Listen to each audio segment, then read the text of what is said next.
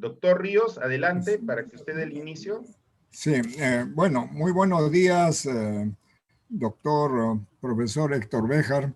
Le agradecemos muchísimo por su participación y en esta oportunidad. También agradecemos la participación del profesor Marino Pacheco, quienes nos ayudarán a esclarecer con esta charla sobre el gran amauta peruano José Carlos Mariátegui. En vista de que ya se va a cumplir un centenario de la publicación de su obra principal, 7 ensayos de interpretación de la realidad peruana. Es una obra, desde nuestro punto de vista, una obra muy importante para interpretar nuestra realidad, que cada vez es más compleja, y que los 7 ensayos es una interpretación genial para su época. Entonces nos gustaría saber a través de los expositores si esa interpretación ya dejó de ser actual y que debemos tirarlo al techo o que la metodología de interpretación es la correcta y que debemos seguir adelante con las ideas de nuestro gran amauta y agregar cosas nuevas importantes que nuestro gran amauta lo hizo en su tiempo. Tenemos que recordar que José Carlos Mariátegui vivió muy poco tiempo. En ese poco tiempo de edad que hizo grandes cosas para el Perú. Acuérdense que fue fundador del Partido Socialista del Perú, fue fundador de la CGTP, de la Confederación General de Trabajadores del Perú. Él realmente, a pesar de que era un hombre prácticamente autodidacta, aportó mucho, creo, para el Perú. Así que le agradecemos mucho a ambos expositores y agradeceremos mucho a nuestros alumnos que intervengan cuando se le dé la oportunidad con sus opiniones, cuestionamientos a las ideas que se van a exponer. Y sobre todo, en esta realidad que estamos viviendo, en estas elecciones, es sumamente interesante lo que está ocurriendo y que el profesor Béjar y el profesor Marino Pacheco les agradeceremos que nos ayuden a esclarecer. Gracias, profesor Béjar, profesor Pacheco. Empieza, creo, el profesor Pacheco primero con la charla. Así es, doctor. Así es, doctor. Bien. Si es que el doctor Béjar está de acuerdo. Sí, ya lo hemos coordinado, doctor. Ya, muy bien. Entonces, muchas gracias. Adelante, profesor Pacheco. Ya, gracias.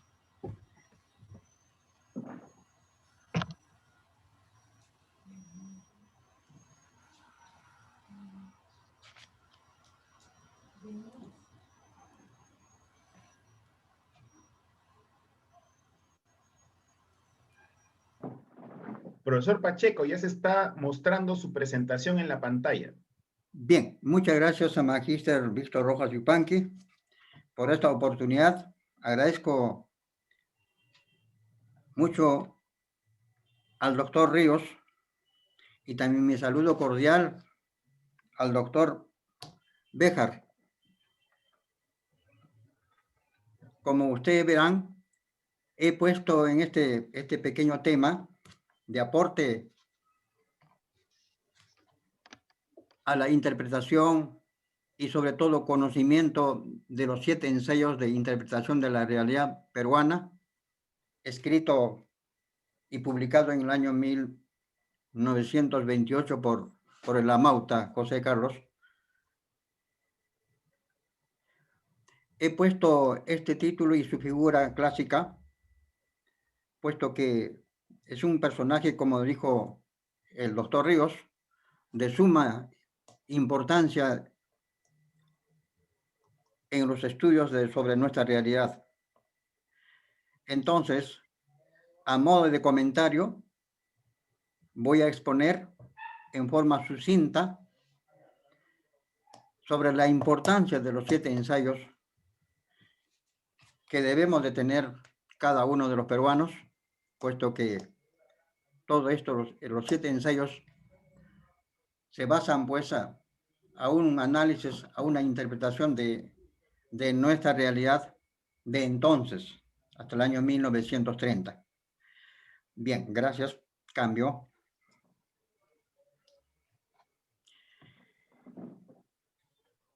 En la presentación he dedicado a los jóvenes estudiantes de la Universidad Nacional de Ingeniería, alma mater de todos los constructores del Perú. Y me refiero a la obra de los 7 ensayos de interpretación de la realidad peruana, cuyo autor es José Carlos Mariátegui Lachira. Apellidos completos. José Carlos Mariátegui Lachira, mestizo, por favor. El que habla Marino, que va a hacerme cargo, y el tema que he preparado para los jóvenes estudiantes es el comentario a la importancia de los 7 ensayos. Dado la situación de la premura del tiempo, que es el problema que tenemos en la enseñanza virtual, solamente me voy a hacer cargo, por la premura del tiempo, la economía colonial y republicana, el problema del indio y el problema de la tierra. Cambio.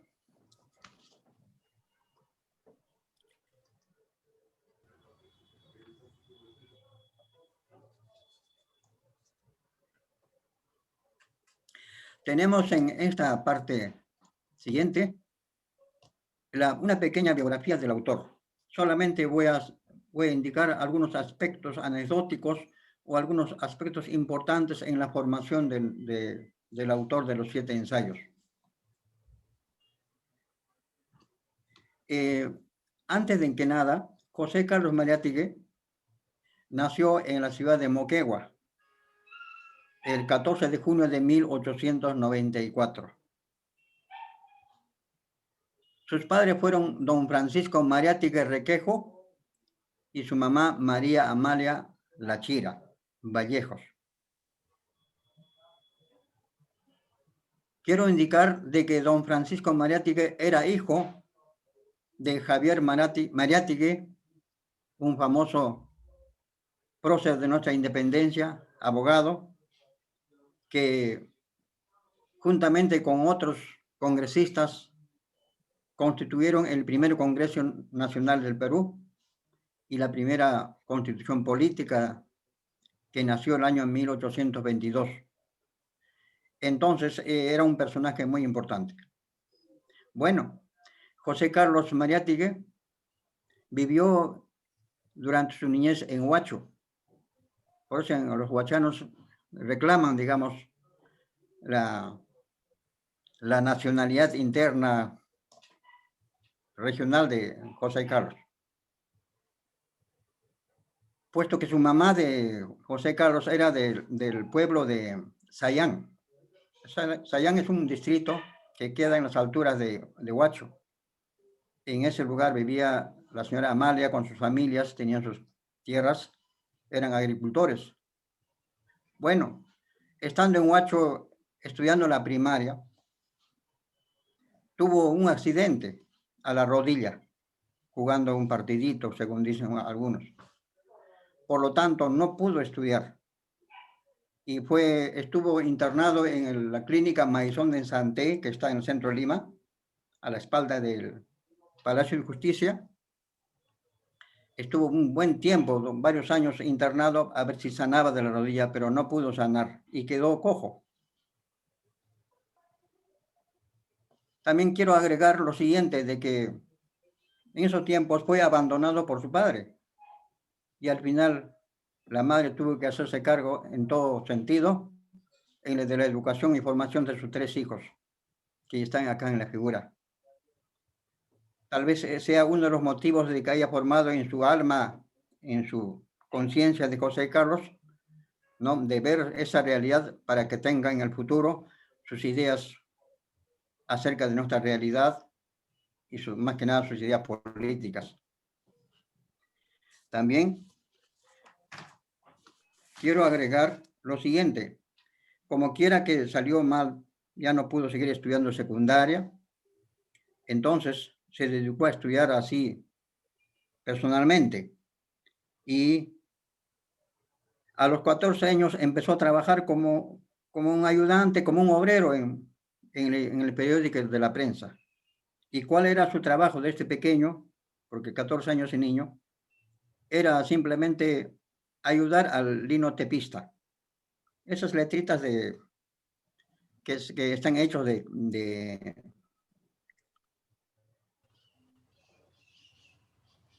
cobre o sí, para fabricar las palabras, las letras y todo así, para que salga el periódico al final. Entonces, eso fue su trabajo. Entonces, él fue estudiando todos los contenidos de todas las palabras, temas que mandaban los periodistas a la prensa, ¿no?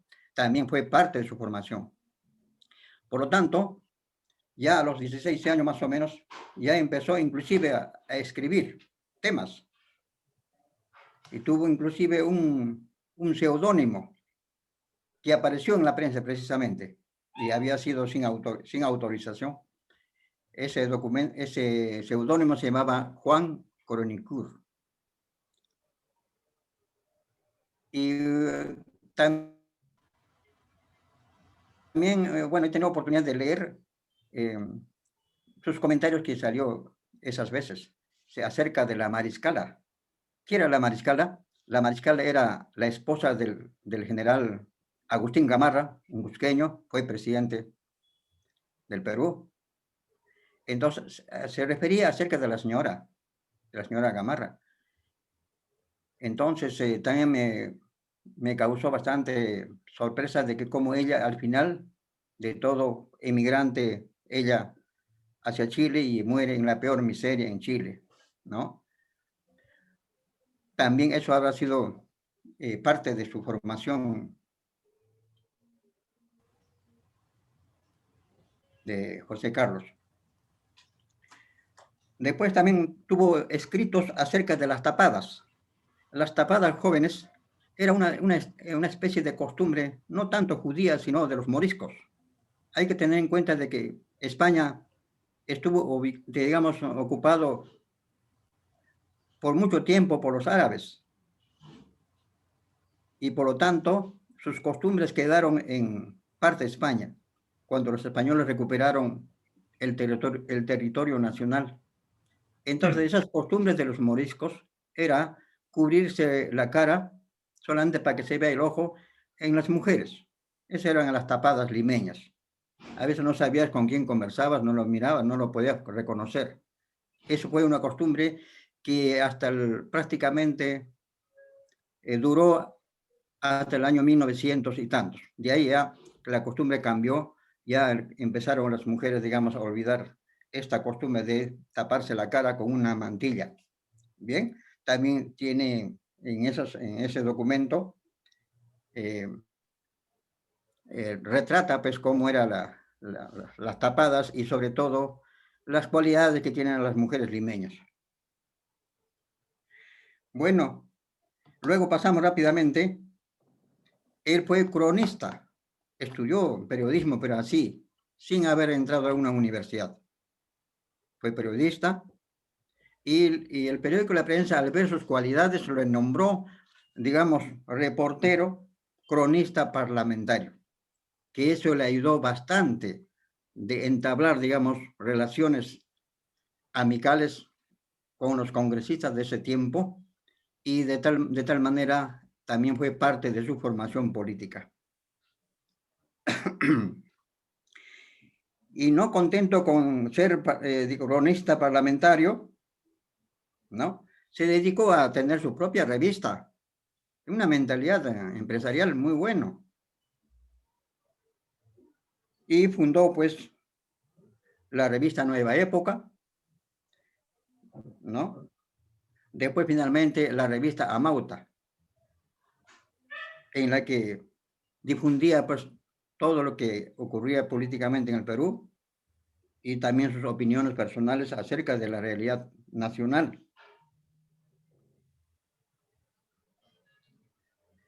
En ese tiempo, del año 1919 a 1930, gobernó pues el señor Augusto Bernardino Leguía y Martínez. Por mucho tiempo presidente del Perú, ¿no? Mucha gente dice que fue uno de los mejores presidentes, pero también otros dicen que fue el peor entreguista de nuestra historia. Entregó nuestros recursos, nuestra economía a los norteamericanos. Bien, también se le digamos, tilda de que entregó Arica a los chilenos por 6 millones de dólares. Y como también entregó a los colombianos todo el territorio del Putumayo al Caquetá y, digamos, y la ciudad de Leticia, que era peruana. ¿Por qué? Porque Estados Unidos tenía problemas con Colombia sobre el canal de Panamá. Y Estados Unidos presionó al Perú para que se diera eso, para que de esa manera Colombia le cediera el canal de Panamá. Todo un arreglo, ¿no? Fue un arreglo de salón, o sea, como dice, digamos, en la prensa. Bueno, como decía el doctor Ríos, muy bien, muy atinado. En el año 1919, pues ya él tenía, bueno, inicialmente fue anarquista, porque fue alumno y compañero, digamos, de Manuel González Prada, que fue fundador del Partido Anarquista del Perú. Entonces, él en ese tiempo ya tenía las ideas socialistas. Él decía que el socialismo sería la solución a los problemas del Perú. Entonces, como quiera socialista, y la revista Amaute era contrario a la política de gobierno de Leguía, el presidente lo llama a José Carlos Mariátegui y le dice que ya estaba cansado de sus críticas, por lo tanto lo iba a deportar. Para que no aparezca de que tenía pinta de dictador, le va a dar una beca para que se vaya a educarse, estudiar, lo que sea, pero a Italia. Fue deportado a Italia con una beca. Ahí conoció, pues, en Italia a la señorita Anita Chiap, que fue su esposa, madre de sus hijos, todo esto, que finalmente lo cuidó hasta su muerte. Bien. Y para terminar esta carátula, nuestro Amauta estuvo al corriente y estuvo, digamos, del lado en las luchas de los trabajadores del campo y de la ciudad. Él tiene mucho que ver en las luchas de la jornada de las 8 horas. Tiene mucho que ver en la formación de la Universidad Popular Manuel González Prada, que hasta el año 1960 funcionó. Yo fui alumno de esa universidad. Eran populares, no tenían visos de, digamos, de legalidad.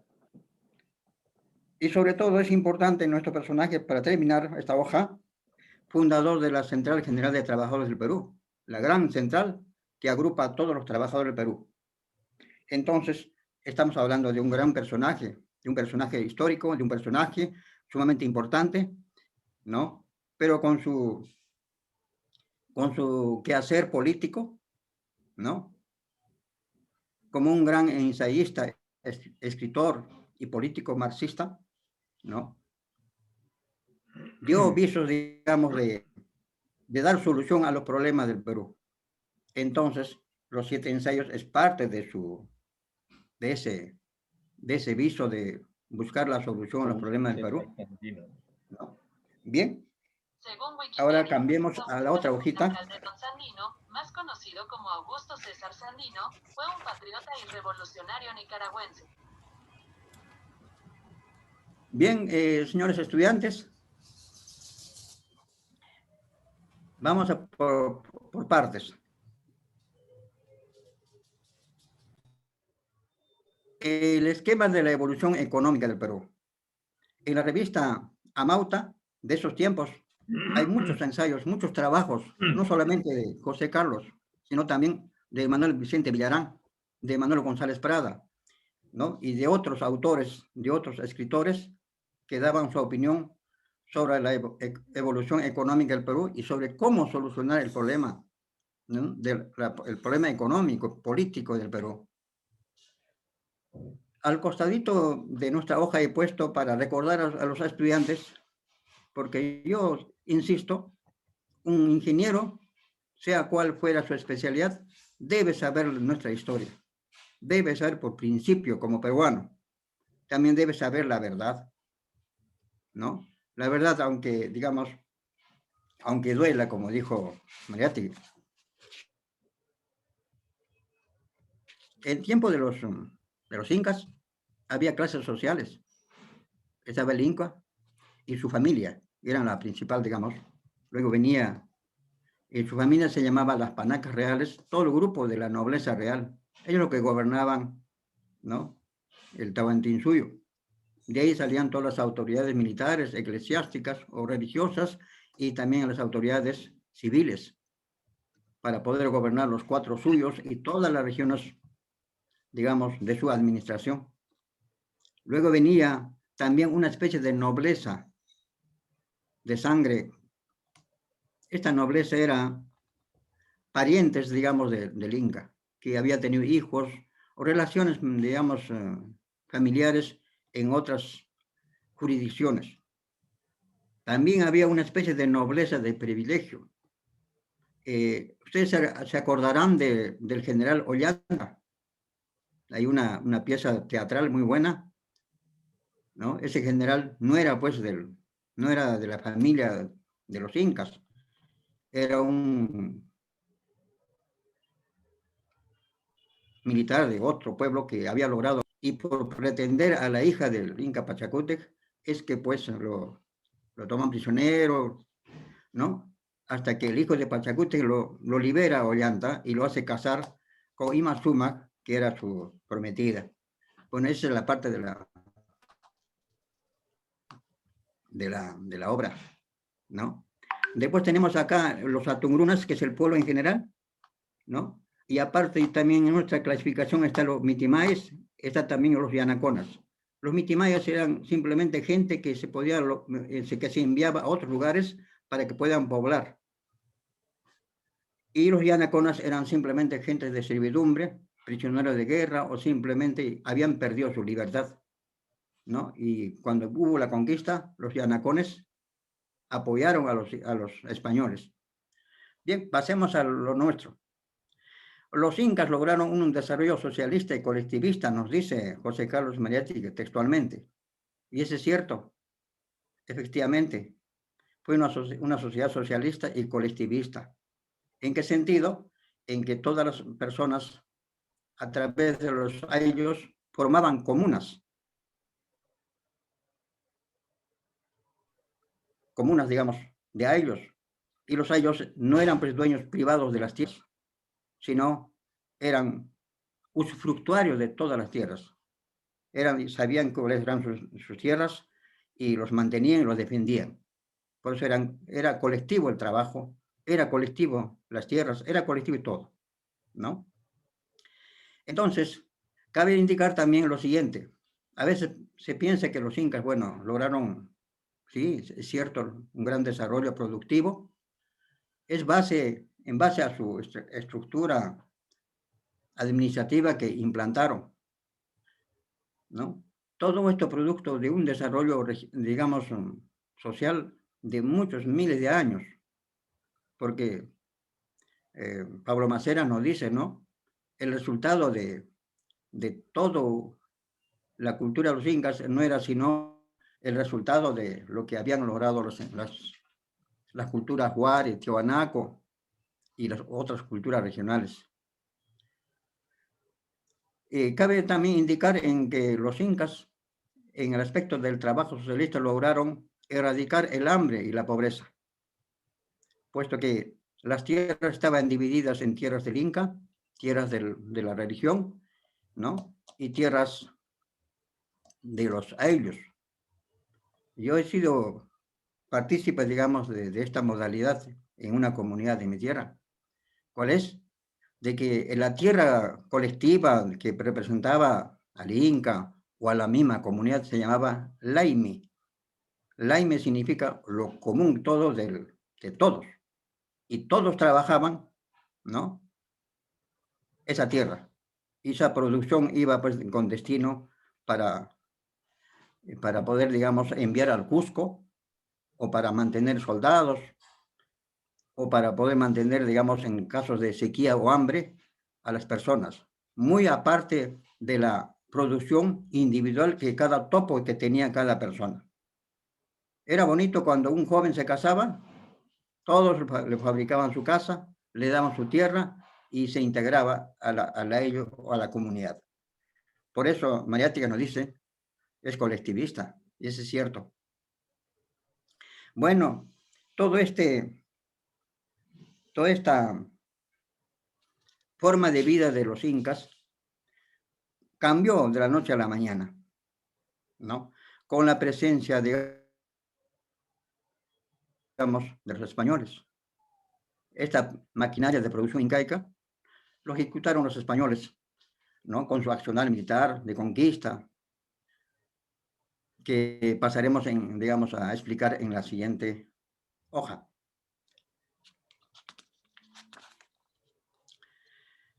Hay una cuestión aparte, mis queridos alumnos, acerca de un caso particular. En el año 1540 al 50, hubo conferencias, discusiones, debates en España sobre la naturaleza de los indios de América. ¿Qué pasó? De que había un gran defensor que fue el padre Bartolomé de las Casas, que decía que los incas o los indios de América no deben ser considerados como esclavos, no deben ser considerados como animales, no deben, digamos, ser terminados de por vida, deben tener algo, digamos, de consideración. Pero había otros expositores de la Universidad de Salamanca, como el fraile Ginés de Sepúlveda, que decía, los indios de América son salvajes, no hacen nada, no conocen ni lo que es cultura, sobre todo no tienen alma, y como no tienen alma hay que tratarlos como animales. Eso era la voz de un catedrático de la Universidad de Salamanca con respecto a nuestros ancestros. Y ahora, estudiantes, miren esta figura, ¿no? Esos andenes que están en el Cusco, ¿no? Y así de ese tipo hay varios. Eso no lo hace pues uno que no tiene alma o digamos, un infeliz. Eso lo hace una cultura superior. Los españoles al ver esto se quedaron asombrados, pero ellos no vinieron pues simplemente a servir o estar sino se apoderaron de todo esto. Mintieron la realidad América en Europa. ¿Por qué? Porque a sus intereses no les convenía. Entonces, ese fue el famoso debate entre Bartolomé de las Casas y del señor Ginés Sepúlveda sobre la naturaleza digamos, del espiritual del indio. Y veremos, digamos, con el tiempo de que efectivamente el indio es igual que nosotros, hasta mucho mejor, porque su moral es algo singular. Pasemos al siguiente punto. Esperamos, el tiempo no va a ganar. La sociedad colonial fue feudal y esclavista, nos dice en los 7 ensayos José Carlos Mariátegui, ¿no? Y le he puesto una figura, efectivamente, un español castigando a los indígenas, porque España, pues, como dicen muchos autores, especialmente autores, yo llamaría de derecha o pro españoles, yo también he leído sus libros, en la que dice que España vino a colonizarnos. El Perú fue colonizado por españoles. Entonces, esto que ustedes están viendo, ¿eso significa colonizar? No es así. España, al llegar militarmente, fue pues con otra naturaleza, ¿no? Naturaleza de ocupar los territorios, de utilizar a la gente, de explotarlos salvajemente y acabar. No es que pensaban de que no tenía alma, casi acabaron con la raza indígena.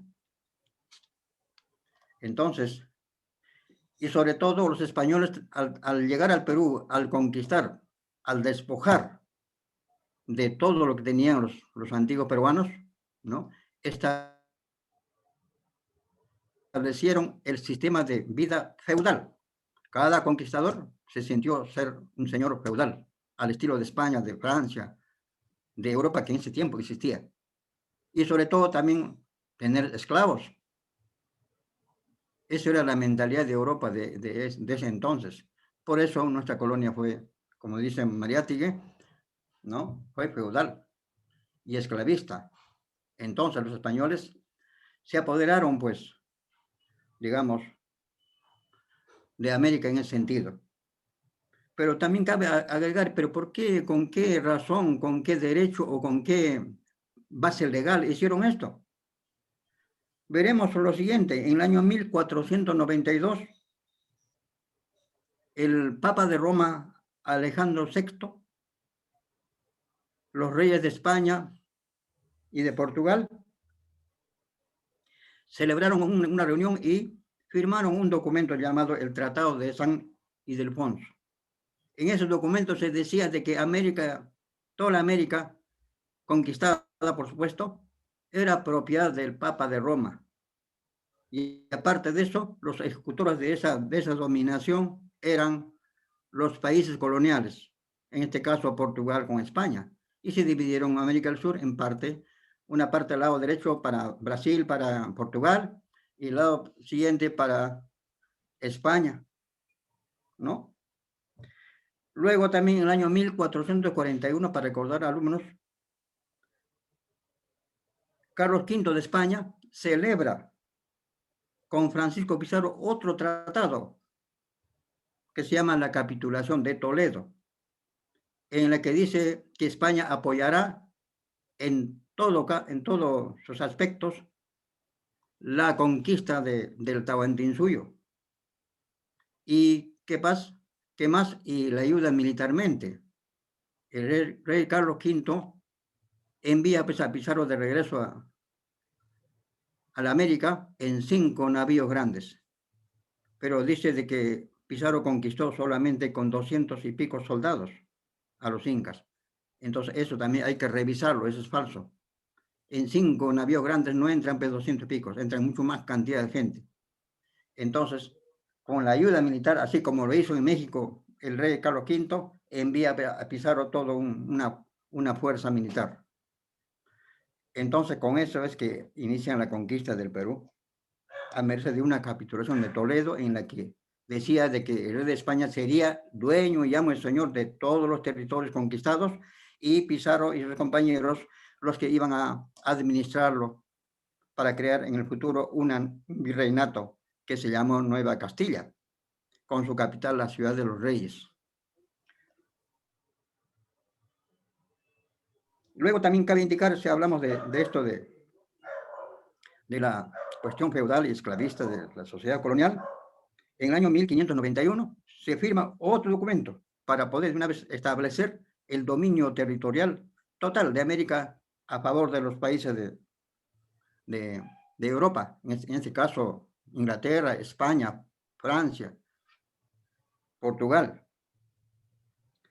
El año 1591, un 1 de diciembre, Felipe II, hijo de Carlos V de España, firma la Real Cédula que se llama Venta y Composición de Tierras de América. ¿Qué significa venta y composición? Componer significa para el idioma en ese tiempo, ¿no? Cómo ver la manera y cuál es la situación legal de las tierras. O sea, establecer en qué situación se encuentran. Por lo tanto, el rey de España, que era dueño del Perú, podía vender todas las tierras, los aires, los ríos, todo le pertenecía al rey de España. Y ahora yo pregunto, ¿los ayos dónde quedaban? ¿Dónde quedaban los indios? Quedaron sin tierra, sin nada. De ahí viene la gran explotación. El problema de la servidumbre que José Carlos Mariátegui nos relata a continuación. Seguimos en la otra hojita.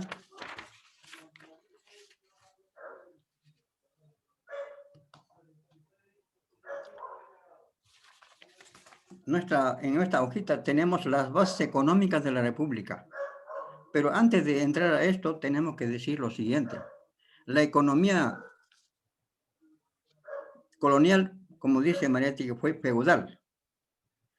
El señor feudal poco o nada se preocupó de mejorar las condiciones de vida de sus trabajadores, de sus súbditos, o de mejorar económicamente. Entonces, vivía a expensas de lo que tenía. Yo he visto hacendados que tenían por baúles dinero y todas las mañanas los hacían abrir para poder, digamos, moverlos con un bastón de fierro para que puedan orearse toda esa riqueza.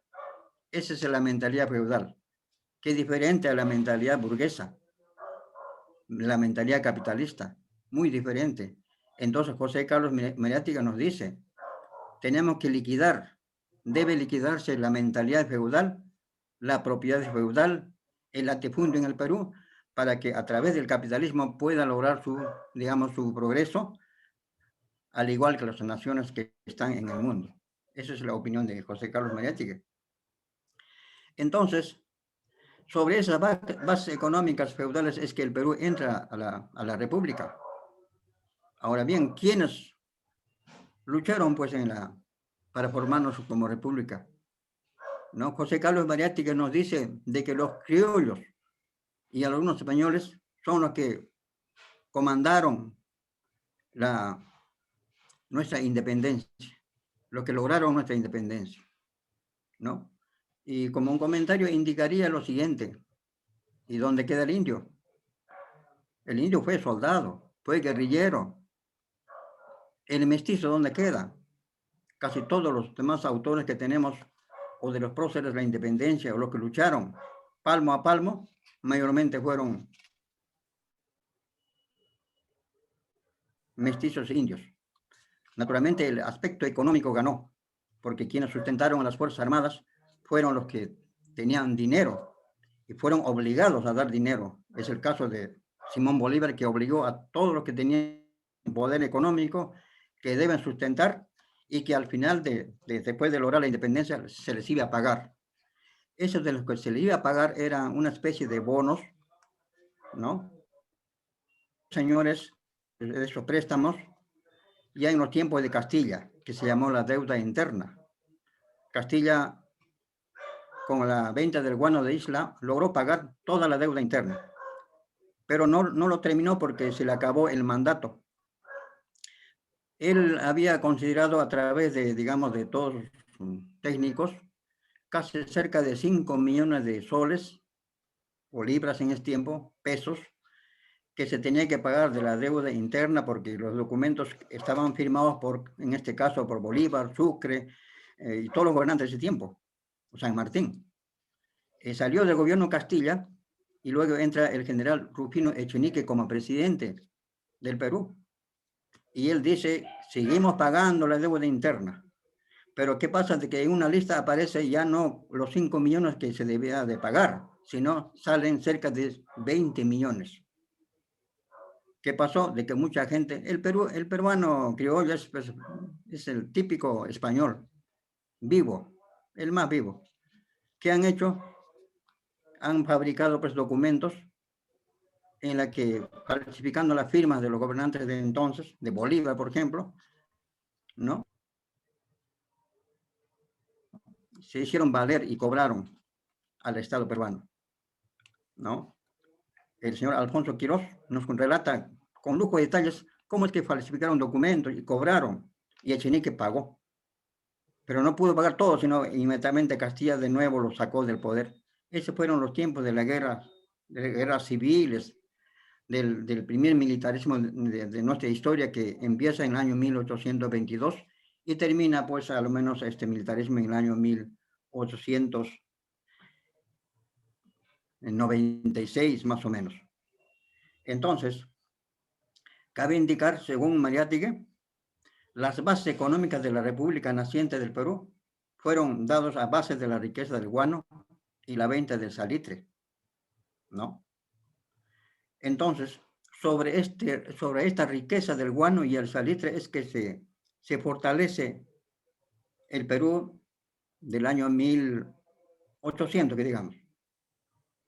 Ahora bien, el guano era exportado a Europa por algunas modalidades. Primero se alquiló las Islas Guaneras, luego se buscó un consignatario. Había un consignatario de apellido Quirós que pagaba, por decir, de 100 soles que se debía pagar, digamos, de lo que llevaba el guano, pagaba 96 soles para el Perú y 4 soles para el, digamos, el consignatario. Entonces está bien la medida, muy bueno. Entonces con ese dinero es que el Perú paga la deuda interna, la deuda externa que se debía a los bancos ingleses que nos ayudaron, digamos, que nos prestaron para la independencia, ¿no? Y también el salitre que cobró importancia. Pero todo esto tuvo su tiempo, se acabó. ¿Qué pasó? De que con el tiempo en Europa empezaron a fabricar el guano sintético, ¿no? La pólvora lo mismo. Entonces se acabó los ingresos de la riqueza del guano y vino la pobreza en el Perú y encima viene la guerra con Chile y fue el desastre. Todo eso relata José Carlos Mariátegui en su obra. La siguiente, por favor.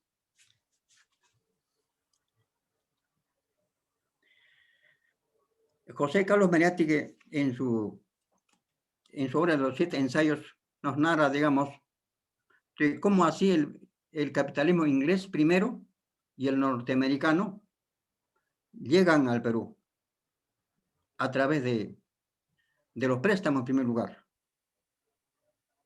Sabemos de que el año 1822 el primer préstamo de 1.200.000 libras esterlinas se presta el Perú de un banco inglés.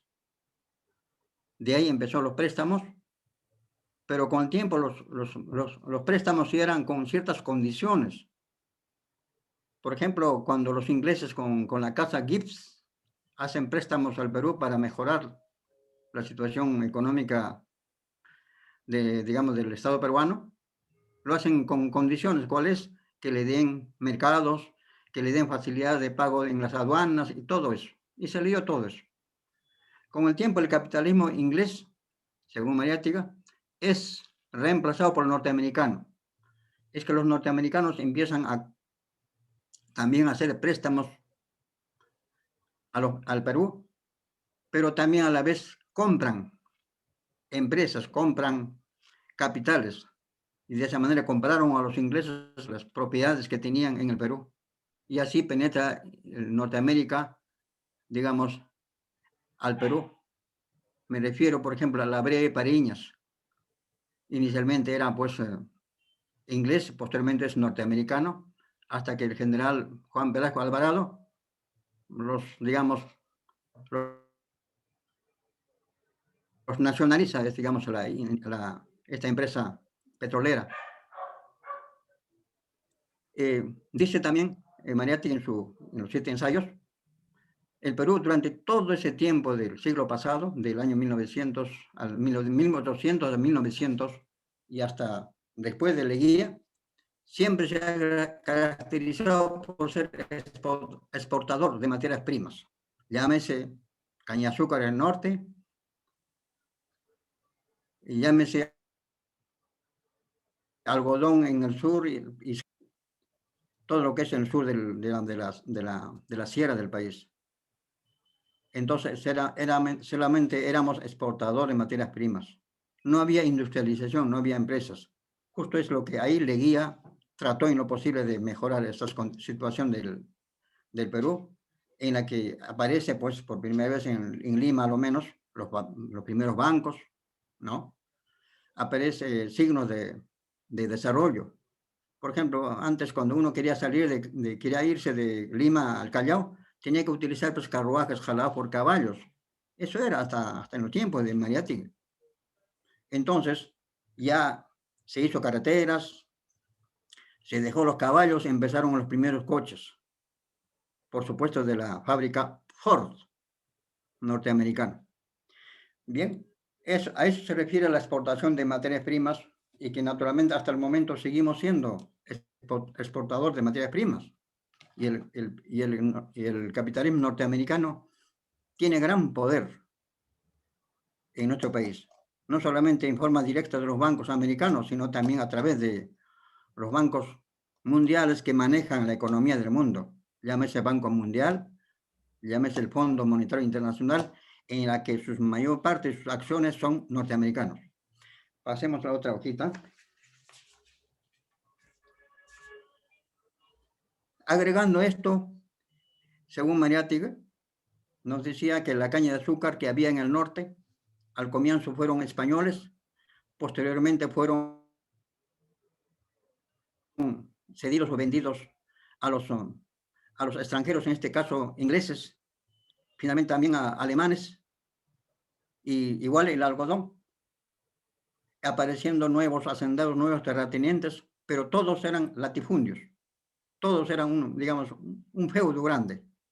Y para el mejoramiento del Perú, para el progreso del Estado peruano, no le convenía los latifundios, porque los latifundios, las empresas, las haciendas grandes, que mayormente no se preocupan solamente de su sustento o vivir feliz, no aportan más, digamos, a través de impuestos, no aportan más al erario nacional.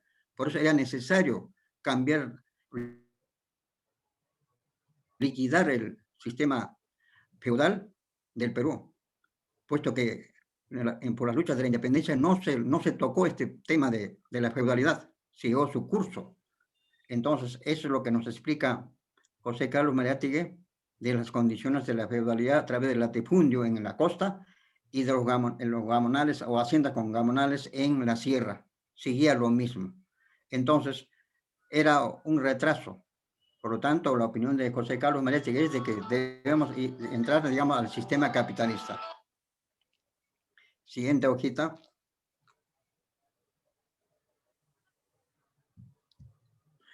El problema del indio. Según José Carlos Mariátegui, el indio siempre ha sido y seguirá siendo vinculado a la tierra. Vive de la tierra. Sus principios, sus morales, su religión, todo es vinculado a la tierra. Pero, ¿qué ha pasado a través de la historia? Hecho la conquista del Perú, se crea pues un sistema injusto de propiedad de la tierra impuesto por los españoles. Aparece el feudalismo y la servidumbre de los indios, ¿no? Entonces, esa es la que realmente rebaja al indio. Ahora, Mariátegui nos dice en su obra de que el problema del indio no se soluciona desde el punto de vista religioso, desde el punto de la educación, desde el punto de vista de reivindicar su raza, sino está en el problema de la propiedad de la tierra que lo habían, digamos, que se lo habían quitado los españoles. Entonces, que había una reforma agraria. Esa es la opinión de José Carlos Mariátegui en el año 1928. Siguiente hojita.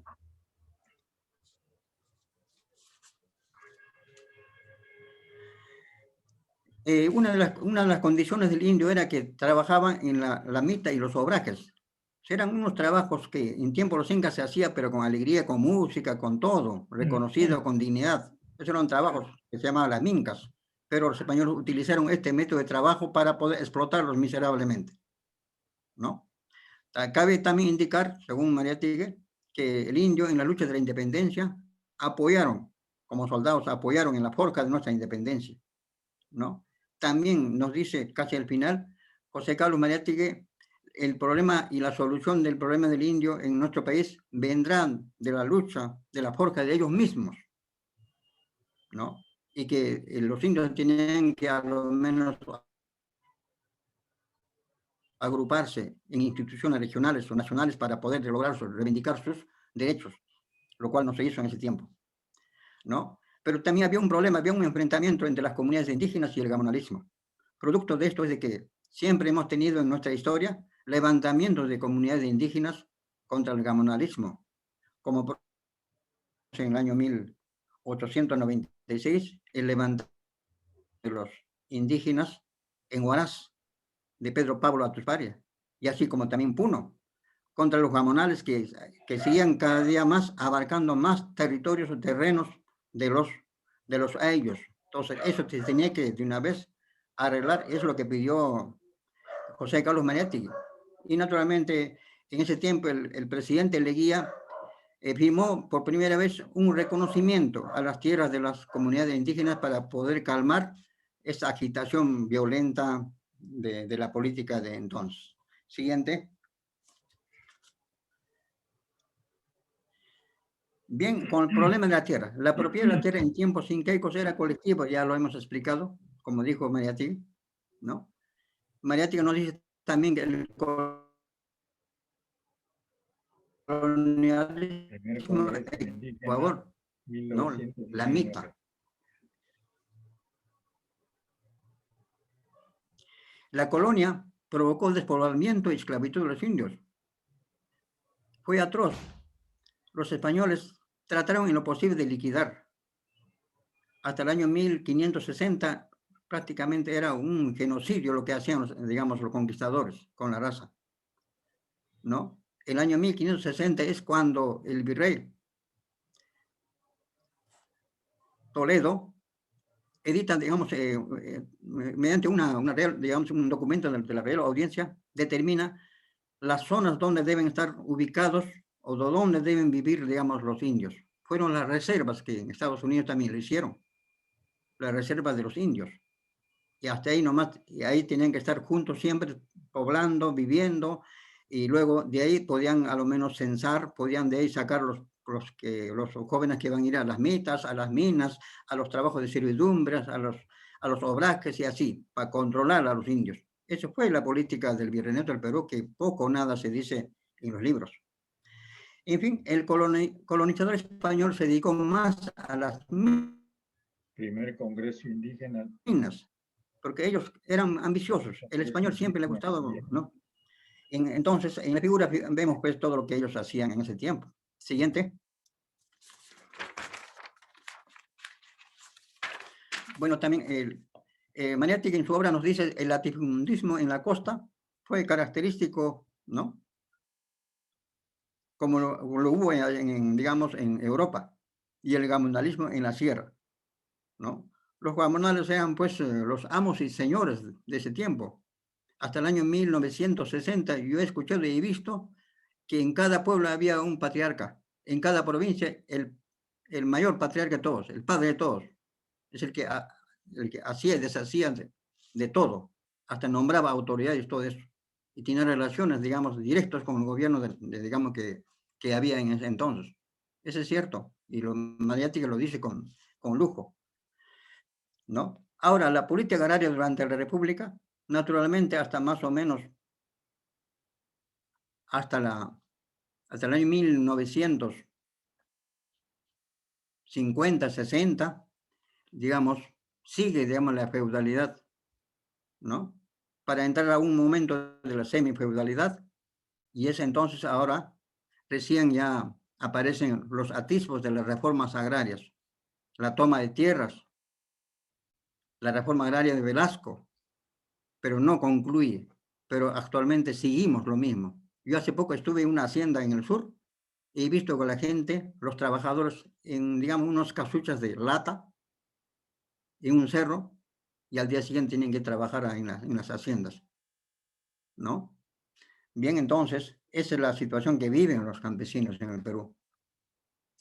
Durante la época republicana, según Mariátegui, la comunidad indígena existió, pero en forma raquítica, o sea que no tuvo apoyo, no tuvo, más bien quedó como un organismo enfermo que cada momento le acusaba esta enfermedad, producto que era pues la explotación que hacían los españoles. Siguiente. En cuestiones finales, durante la vida republicana la comunidad sobrevivió en forma raquítica. Muy bien, es las palabras textuales de Mariátegui, ¿no? También dijo, la cuestión del indio más que pedagógica es económica, es social, y que el autor para su reivindicación será por obra de ellos mismos, su organización más que nada de ellos, y su lucha. La liquidación de la feudalidad en el Perú debió ser liquidada en los inicios de la República. Fue así en los comienzos.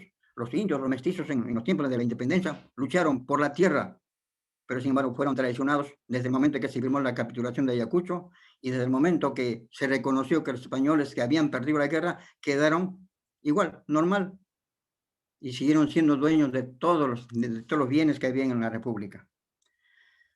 La vida viene de la tierra, propiedad colectiva de la tierra, aires, aguas, bosques y molles. Así era, como dice Mariátegui, digamos, en las comunidades campesinas, ¿no? Pero actualmente, ¿qué pasa? Tú eres dueño del terreno que tienes o que cultivas, pero no eres dueño de los cerros. Y los cerros pertenecen a bienes nacionales y ellos lo pueden tranquilamente dar a los grandes mineros o quien sea que quiera comprar esos cerros. Dice que no es de las comunidades, salvo que sean comunidades campesinas reconocidas. En los demás casos, todo pertenece al Estado y el Estado puede darlo a los mineros, en este caso, como concesiones. Luego dijo Mariátegui, al final, la revolución en el Perú no será calco ni copia, será creación heroica del pueblo. Eso hay que entender los jóvenes. No, el Perú para algún día ser una gran nación, no tenemos que calcarnos, no necesitamos un papel calca, copia, tampoco. Tiene que ser una creación propia de la naturaleza que como vivimos y somos, entonces eso será el Perú mañana más tarde. Y para eso hay que prepararse, no es simplemente hablar. Y termina diciendo Mariátegui, durante la República la aristocracia terrateniente continuó siendo la clase dominante. Sí, en tiempos de Leguía sigue igual, ¿no? Hasta en tiempos de Odría. ¿Se acuerdan de que en esos tiempos quién entraba a la UNI o a San Marcos? Solamente las élites, ¿no? Poco a poco el pueblo ha ido ganando, digamos, derechos y actualmente se está democratizando, digamos, el ingreso a las universidades grandes, que antes eran, pues, era un lugar solamente para cierta clase social del Perú. Siguiente, terminamos.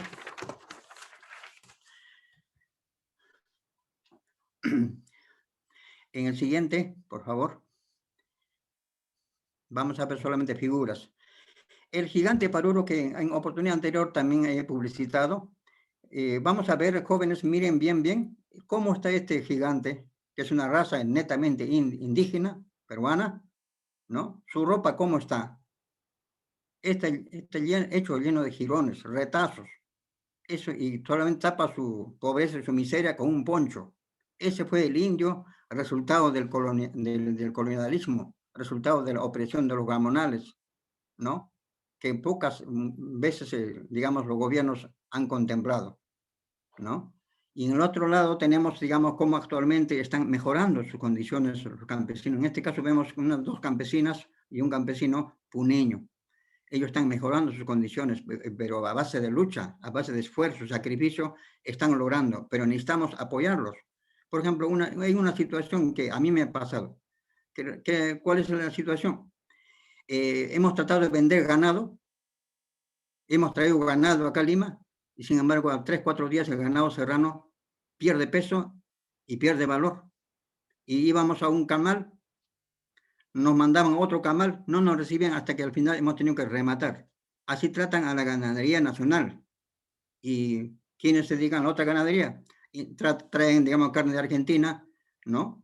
Eso lo hizo el señor Alegría, ¿no? Del Partido Aprista en su tiempo. Bien, pasemos al siguiente.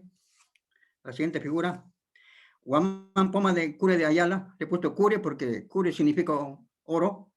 Es su apellido materno real, de Ayala.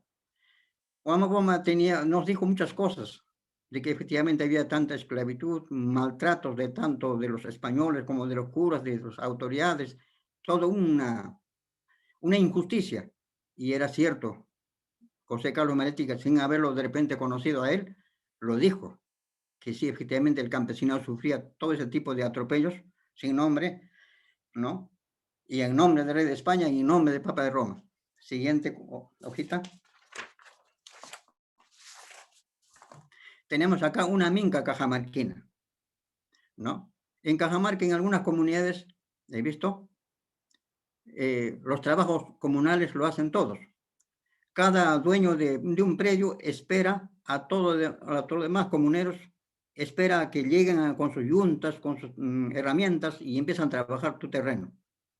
Ella espera simplemente ¿con qué? Con la semilla, con su gente, espera con música, con chicha, y así terminan rápidamente, todo el mundo lo trabajan de cabo a rabo. se llama la minga y todavía existe en el Perú profundo. Otra, tenemos como para recordar a José Gabriel Condorcanqui Tupamaro, ¿no? Mestizo, que prácticamente con sus hechos y sus proclamas estableció, ¿no?, el nacimiento de nuestra conciencia nacionalista, porque él dijo en una oportunidad, tal vez decirse que era inca choca un poco, ¿no? Pero lo que importa es de que él llamó a todos, inclusive a los españoles, pobres, a todos los comerciantes, esclavos, todos deben ser libres y unidos para formar una nueva raza, una nueva nación. Eso es lo que dijo Trujamaro. Por lo tanto, es una figura importantísima en la formación de nuestra conciencia nacionalista. Siguiente.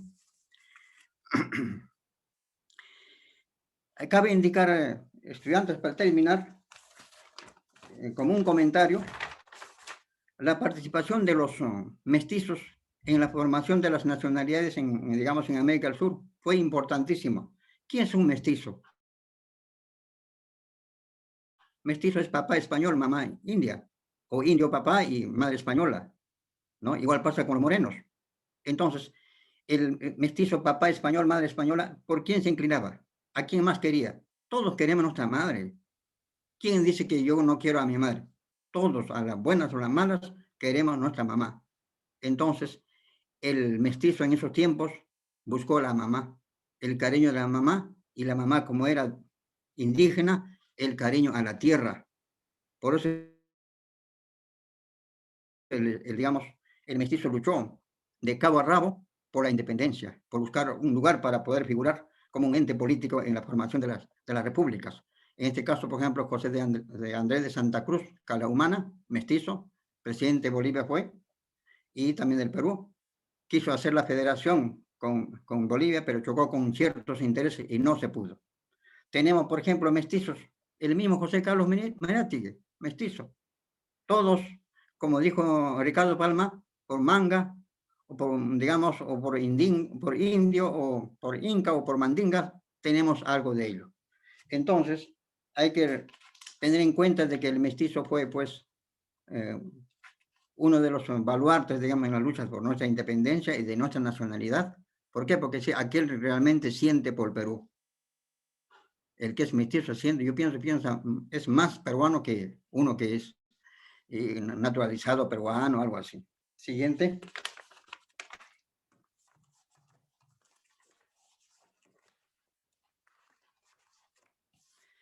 Juan Velasco Alvarado también es un personaje importante porque en alguna medida se ha hecho realidad lo que pensaba José Carlos Mariátegui, el problema de la reforma agraria, la consideración de las comunidades campesinas, sus tierras, ¿no? Tal vez fueron mal aplicadas, pero se hizo. Se hizo. Yo conozco haciendas que antes fueron, hoy en tiempo son cooperativas, hoy en tiempo son propiedades de repente hasta parcelarios, pero son propios de los peruanos. Y gracias a eso es que los peruanos cada día se están educándose, ¿no? Entonces, eso es importante también leer y ver, digamos, la posición política, pero tal vez contraria a lo de Mariátegui, de Juan Velasco Alvarado. Terminamos, seguimos.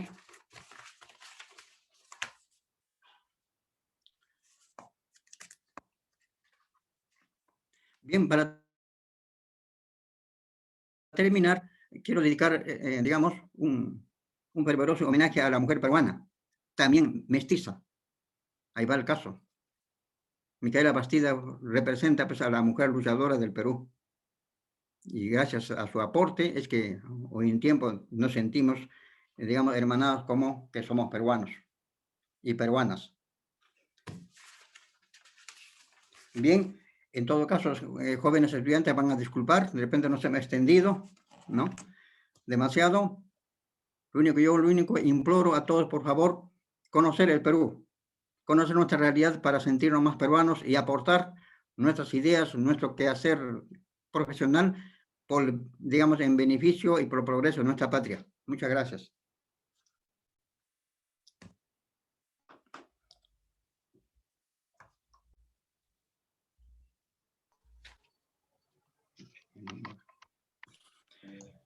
Muchas gracias, profesor Marino Pacheco, muy amable.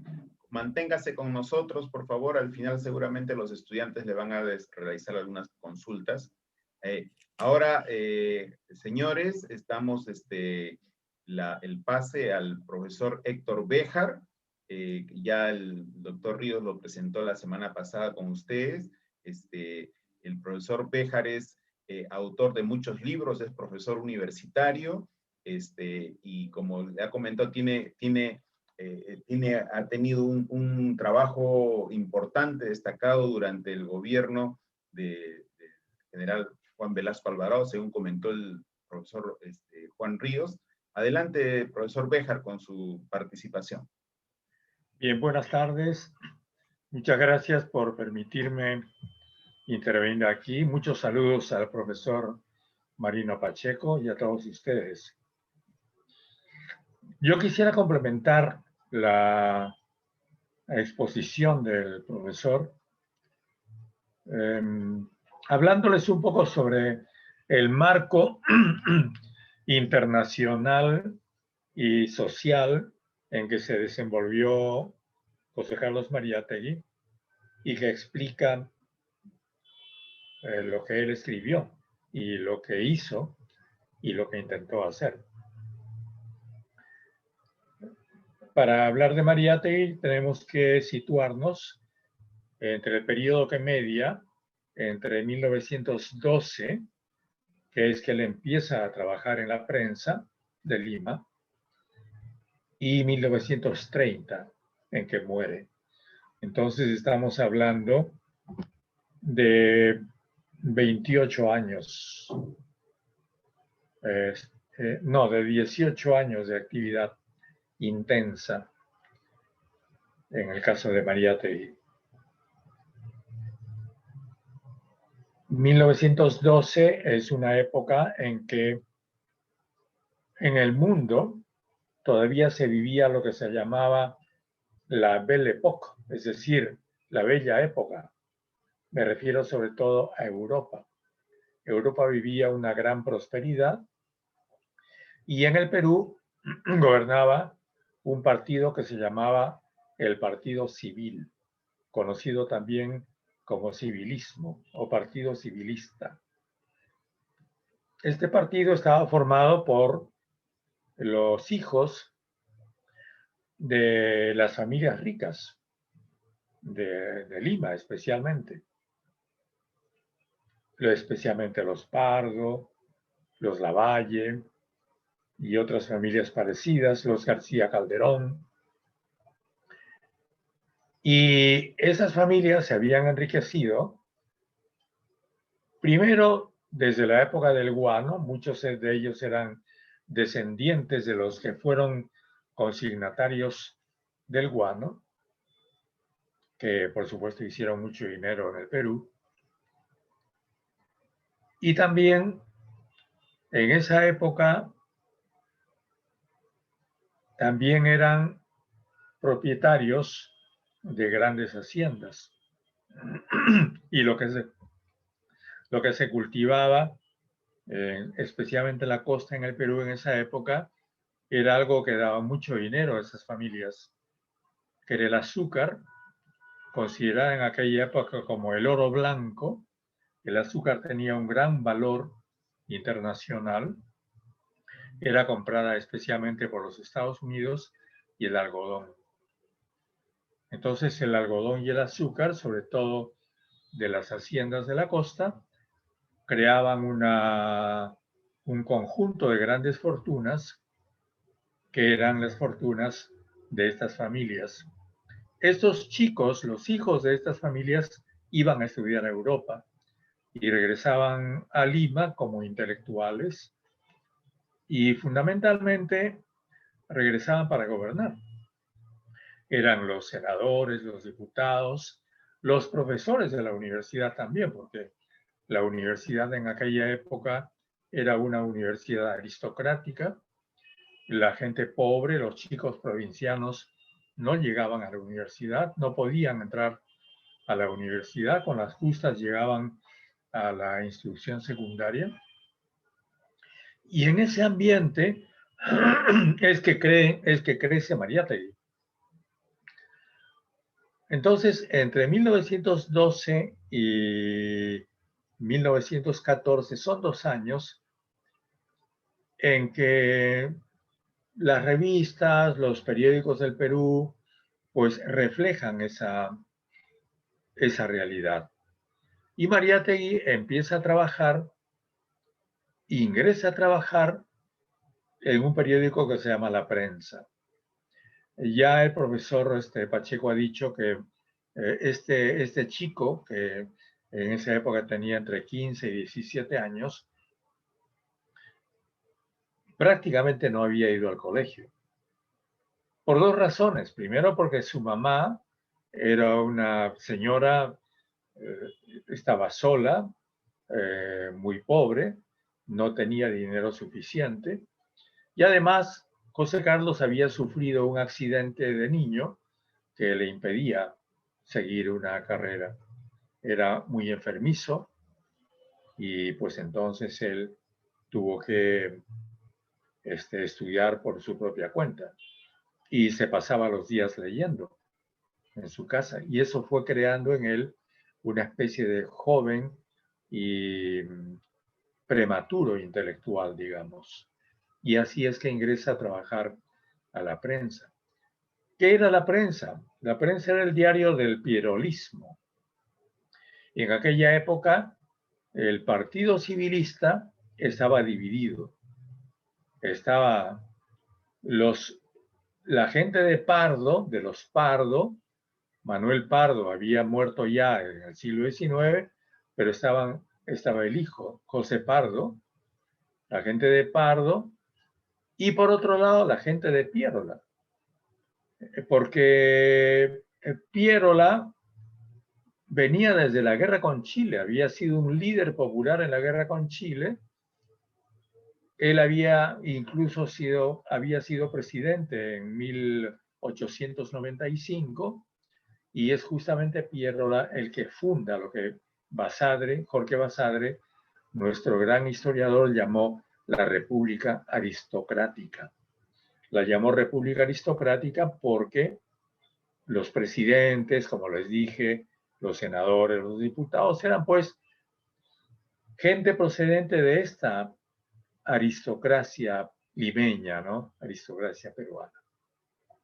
Bueno, pues entonces Mariátegui empieza a trabajar en el diario La Prensa y como este diario es un diario pierolista, pues es como que estaba en la oposición contra el gobierno de aquella época, que era el gobierno de José Pardo. Pero Mariátegui empieza a trabajar como sirviente prácticamente, como un chico mandadero dentro del periódico, porque es el que lleva el plomo. En aquella época las imprentas usaban mucho el plomo. Habían linotipos y cajas. Entonces, los lingotes de plomo se agrupaban, formaban columnas y esas columnas eran una especie de moldes en los cuales en unas máquinas grandes, que eran unas máquinas planas, se imprimían los periódicos. El trabajo de José Carlos era llevar esas galeras, se llamaban galeras, que eran las tiras de papel de prueba que se imprimían en la imprenta, entre los periodistas y entregarlas a los obreros, a los trabajadores, a los linotipistas o a los cajistas para que armen las páginas.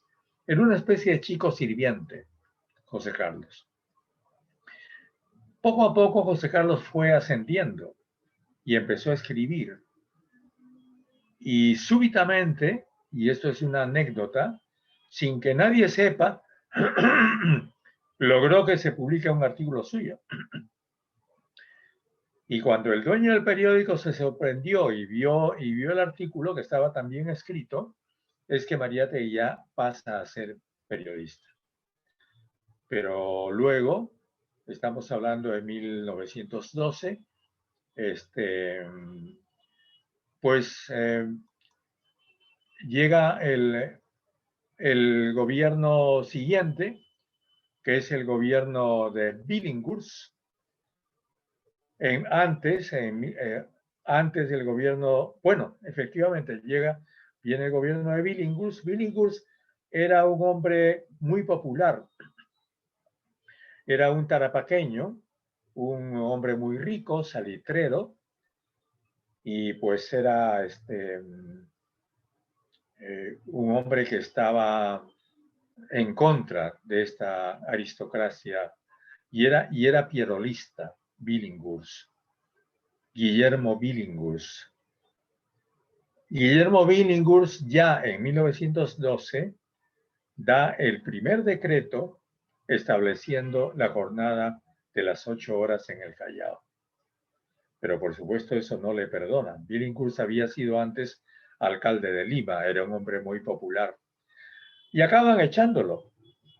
En 1914, un coronel que se llama Óscar Benavides da un golpe de Estado y echa a Guillermo Billinghurst de Palacio e instaura una dictadura, llama nuevamente a elecciones y se hace del poder José Pardo. Es decir, los civilistas que habían perdido el poder palaciego, el poder de palacio, la presidencia de la República, con Billinghurst lo retoman con José Pardo gracias a un golpe militar del coronel Benavides. Ya en ese momento, José Carlos Mariátegui es un joven, ya es cronista parlamentario en la prensa, publica su primera novela, que se llama La novela y la vida, Siegfried y el profesor Canela. Si alguna vez a ustedes les gusta la literatura, yo les recomiendo que lean esa novela. Es una novela extraordinaria, excelente. Es una novela psicológica. En aquella época, recuerden ustedes, estaba predominante toda la idea de la psicología de Sigmund Freud. Freud, el gran psicólogo austriaco, y José Carlos Mariátegui escribe entonces esa novela, Siegfried y el profesor Canela. Pero bueno,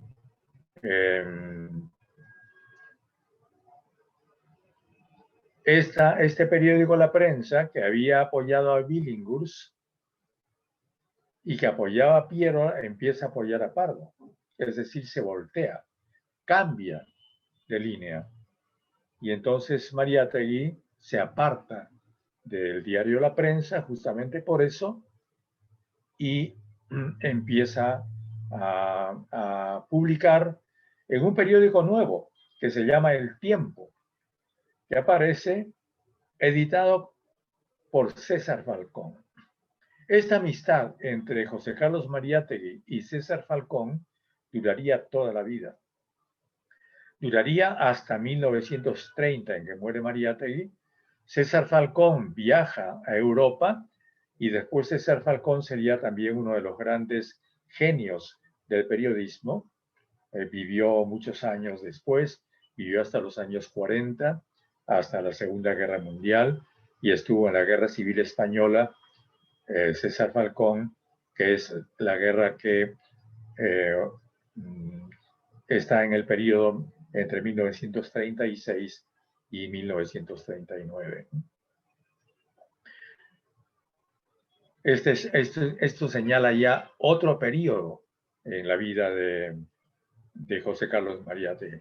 Ya empieza a interesarse por los problemas sociales y publica precisamente en el diario El Tiempo una columna que se llama Voces y empieza a firmar como Juan Croniquer. Y ya es en ese momento en que se producen varios acontecimientos en América Latina. Está en primer lugar la intervención norteamericana, mejor dicho, la invasión norteamericana a Nicaragua en 1912. y también está la pretensión de invasión de Nicaragua a México. Y entonces José Carlos Mariátegui publica varios artículos defendiendo a Nicaragua y defendiendo a México contra la intervención norteamericana. Sigue escribiendo en El Tiempo, la columna Voces. También participa de la bohemia de la época, y en esa época hay una serie de personajes en Lima. Recuerden ustedes que yo les dije que esto era la Belle Époque, la bella época en Europa, y esto tenía su reflejo en Lima. Y en Lima también, en el Jirón de la Unión, habían cafés lindos, pues ahí iban las señoras a pasear en la tarde, a tomar lonche. Había un famoso café en Lima donde tocaban unas señoras vienesas, una orquesta, y Mariátegui empieza a frecuentar todo ese ambiente junto con otro amigo, que es Abraham Valdelomar. Entonces ya tenemos la gente que va rodeando a Mariátegui. Por un lado está César Falcón, que es un hombre que es prácticamente un periodista con una gran consistencia ideológica y política, y por otro lado Abraham Valdelomar, que es un gran poeta. Y todo eso formará el ambiente en que sigue formándose este periodista llamado Juan Croniquet. Ya después del tiempo de César Falcón aparece Nuestra Época, que es una revista, pero de Nuestra Época aparecen solamente 2 números. Y allí, en Nuestra Época, Mariátegui publica un artículo que habla sobre el deber del ejército y el deber del Estado.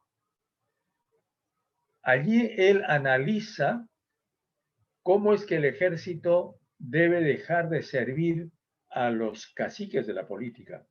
Porque en aquella época las elecciones no eran como ahora.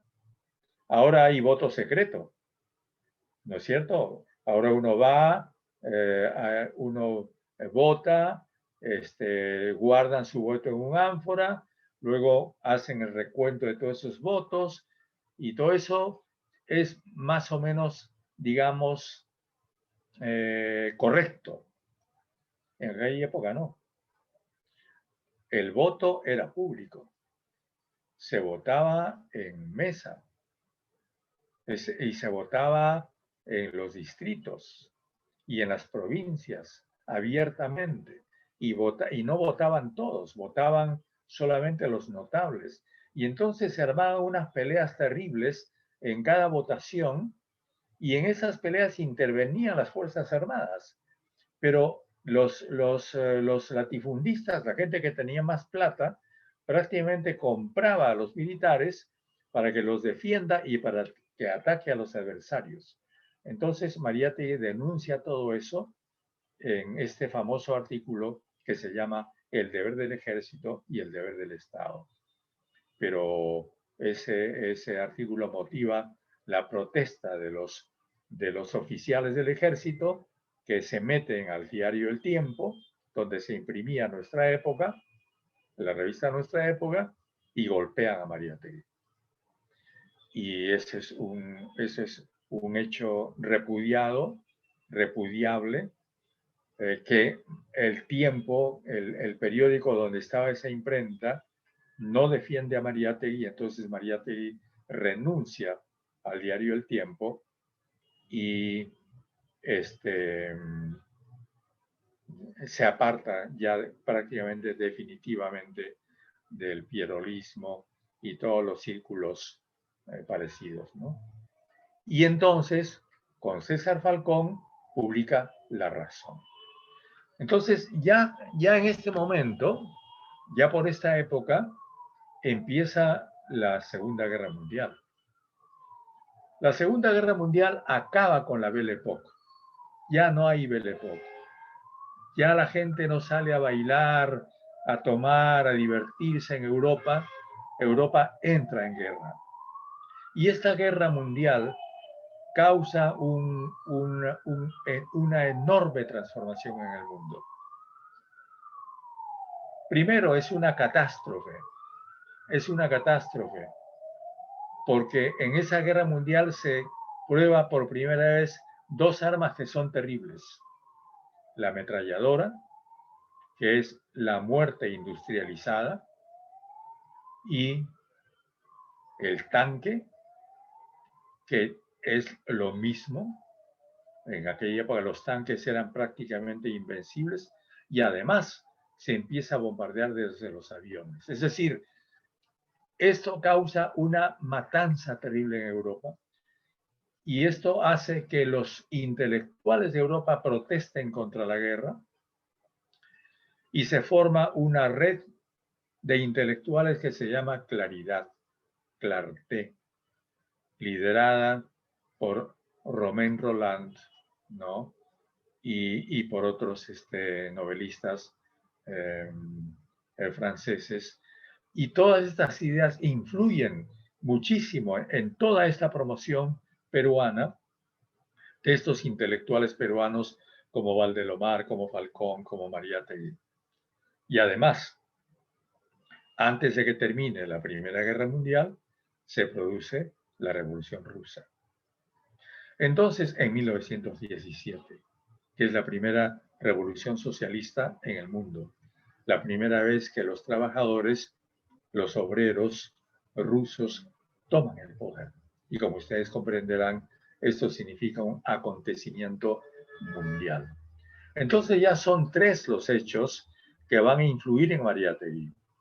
Primero, no había mencionado yo la Revolución Mexicana de 1910, que es una revolución campesina, que produce también una enorme influencia en las generaciones jóvenes de América Latina. Luego, la Revolución Nicaragüense,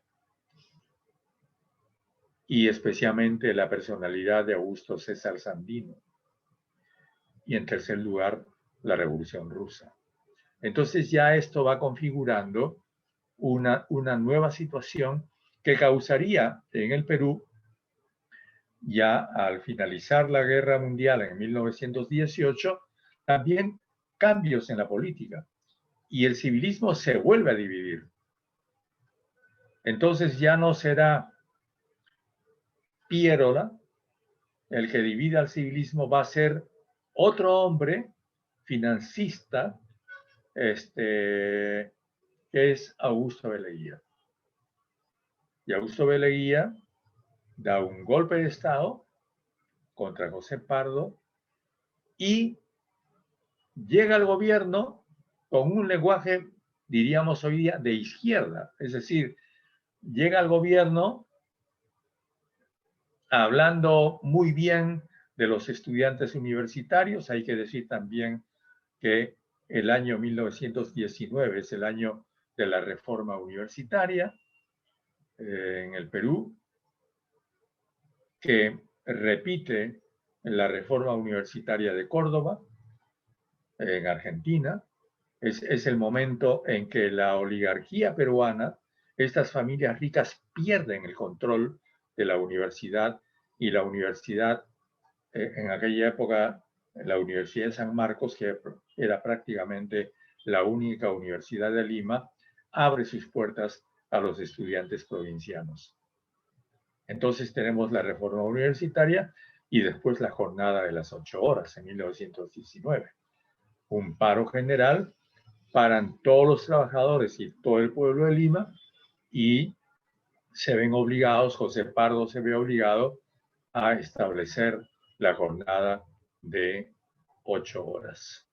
Y encima de todo esto, el golpe de Leguía, y Leguía llama al primer Congreso Indígena y se convierte, él se autodenomina protector de la raza indígena. Como ustedes comprenderán, chicos, esto es una verdadera revolución en esa época en el Perú. Y ese es el momento en que José Carlos Mariátegui con César Falcón fundan el diario La Razón, que vende ejemplares en enorme cantidad, porque es el único periódico que apoya la huelga de las 8 horas. Pero por supuesto, ya una vez que Leguía se hace del poder, llega al poder, se afirma como presidente de la República, ya no le conviene tener a esta gente. Entonces se empieza a deportar gente. Ya antes ha deportado después deportaría a La Torre en 1923 y en 1919 entonces clausuran La Razón, ya habían clausurado El Tiempo, y en 1920 él prácticamente le da un ultimátum a Mariátegui y a Falcón: o van presos o se van a Italia. Entonces, y les da prácticamente es una deportación a Italia con una beca, y ahí es cuando José Carlos Mariátegui viaja a Italia, donde estaría hasta 1923. Entonces, entre 1920 y 1923, Mariátegui viaja a Italia. Allí es donde conoce a la que sería su esposa, Anita Chiappe, que lo acompañaría toda su vida y con la que tendría varios hijos. Y luego, pues también allí se entera de todo lo que está pasando en Europa.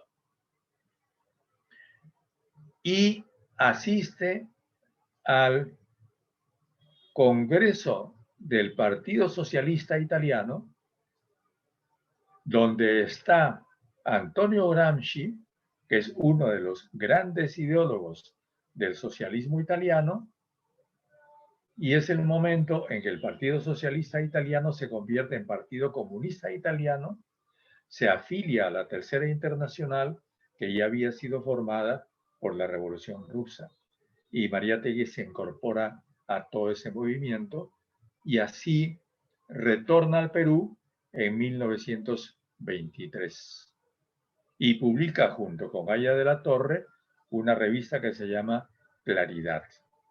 Y esta revista Claridad es la que les dije, que es la representación en el Perú del movimiento Clarté, donde están en Europa Romain Rolland, Henri Barbius y otros grandes intelectuales, narradores y poetas que se habían opuesto a la guerra. Entonces, ya en ese momento, 1923, está plena dictadura de Leguía,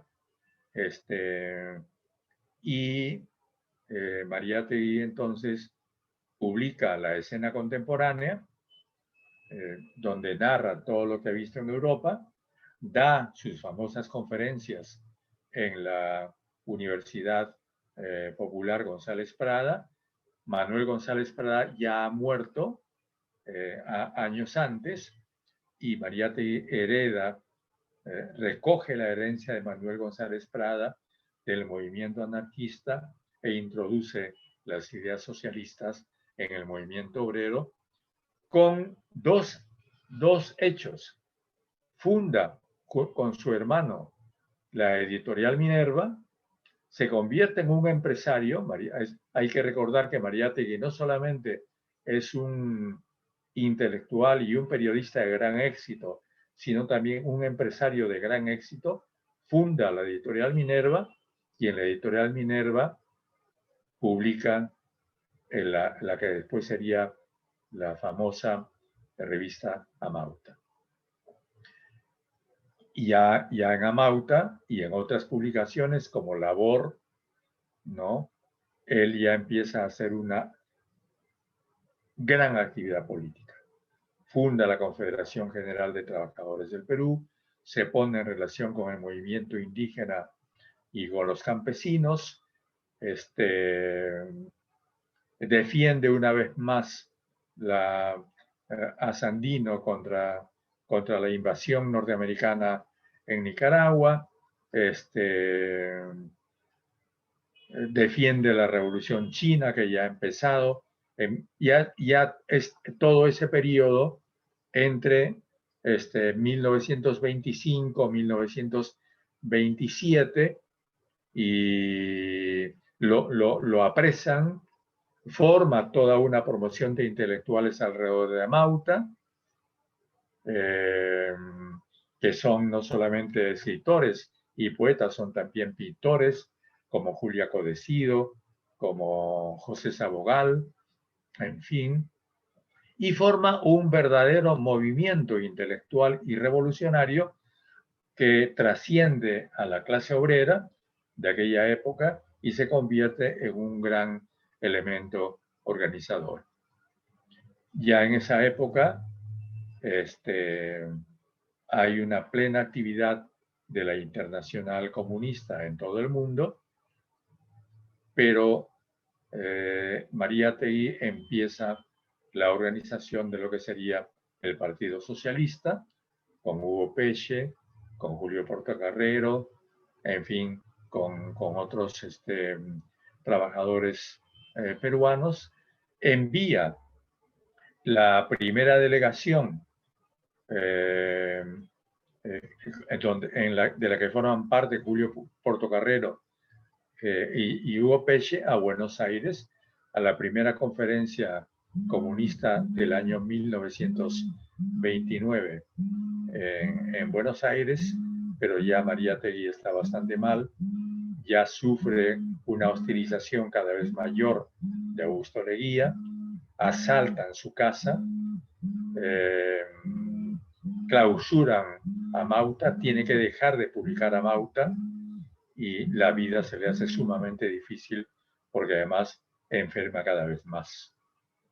Ya en ese momento empieza él a planear irse del Perú y trasladarse a Buenos Aires y publicar a Amauta en Buenos Aires para que tenga una circulación continental. Y en esto lo ayudan dos personajes de los cuales la historia habla muy poco, que son Samuel Gunsberg y Waldo Frank. Gunsberg es un empresario y un intelectual argentino, y Waldo Frank es un gran intelectual norteamericano que había estado visitando a Mariátegui y visitando a Amauta aquí en Lima. Pero ya en esto lo sorprende la enfermedad, ya es 1930 y muere José Carlos Mariátegui en abril de 1930, y deja como herencia toda su obra, de la cual ha hablado el profesor Pacheco. Yo he complementado un poco, y toda la herencia de ideas que, fíjense, tienen una tal calidad y una tal fuerza que todavía estamos hablando de ellas. Y todavía el pensamiento de Mariátegui en lo fundamental continúa vigente. Ciertamente, el Perú ha cambiado muchísimo. El Perú del 2021 ya no es ni siquiera parecido al Perú de 1930, pero se parece en algo, que es la injusticia. Esos elementos, esas terribles lacras sociales de injusticia que Mariátegui denunció, continúan hasta hoy día. Y yo creo que ahora la tarea de todos nosotros, de adultos y de jóvenes, es no solamente reverenciar y guardar las ideas de Mariátegui, sino hacer todo lo posible porque el mundo que él quiso sea realidad y porque las injusticias que él denunció desaparezcan. Muchas gracias. Aquí termino mi intervención. Muchas gracias, doctor Béjar. Muchas gracias, profesor Marino Pacheco, por sus intervenciones. Si nos permiten a ambos algunas intervenciones de nuestros alumnos, por favor, Víctor, facilítalos. Sí, jóvenes, adelante. Ustedes, si desean por orden de levantar la mano, pueden participar. Están en toda la disponibilidad, jóvenes. Atención. Mariela, de repente tú puedes coordinar esa parte.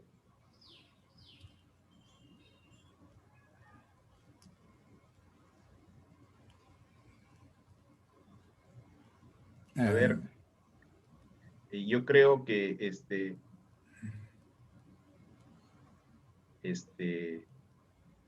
a ver, está Paul García.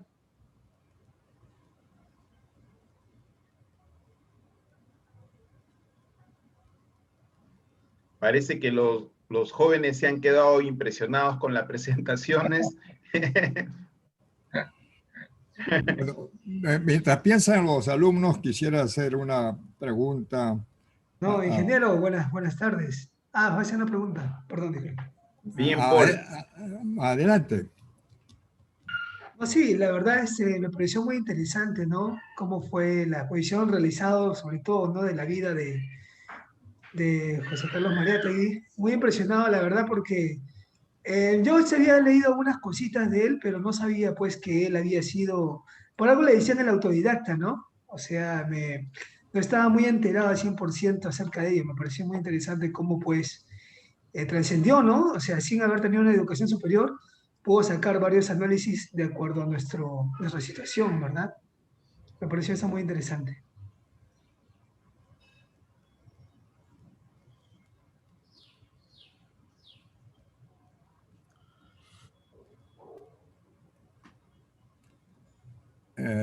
Doctor Béjar, en su intervención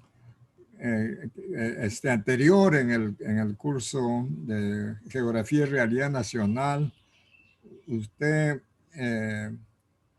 veía con optimismo el futuro del Perú. En la coyuntura actual, ¿cómo lo está viendo la situación del Perú? ¿Seguimos con ese optimismo, doctor Béjar? Sí, bueno, mi optimismo es un poco limitado, para decir verdad, porque tampoco soy iluso, ¿no? Y por supuesto, no puedo ignorar los terribles males que nos aquejan, ¿no? Y sé, como todos nosotros sabemos, que la situación que ha creado la pandemia es una situación muy difícil. Pero yo creo y confío en que el Perú tiene un enorme pueblo, ¿no? Que es mucho más grande que el que conoció Mariátegui. Y yo diría que incluso mucho más diverso. Porque hay una serie de lo que voy a llamar minorías que en aquella época no existían o que por lo menos no eran vistas y que ahora como que han florecido, ¿no? Entonces hoy día tenemos una sociedad en la cual pues tenemos una cultura de origen chino, por ejemplo, interesantísima, obviamente todas las culturas indígenas, ¿no? Desde del altiplano hasta la de Cajamarca, que ahora está de moda a partir del profesor Castillo, ¿no es cierto? Toda la herencia afrodescendiente, ¿no es cierto?, que se refleja en la cocina, y la cocina nuestra refleja todo eso, ¿no? La herencia china, la herencia negra o africana, la herencia árabe, morisca y por supuesto la indígena, ¿no es cierto?